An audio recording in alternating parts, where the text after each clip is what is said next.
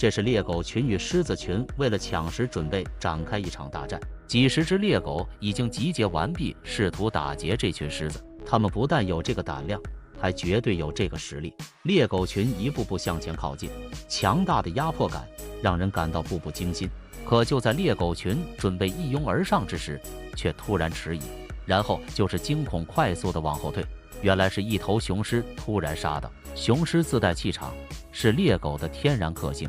可以说，只要有雄狮在场的地方，猎狗就没有什么好下场。雄狮雷霆出击，能够在第一时间内精准锁喉，并轻松地咬断对方的脊椎。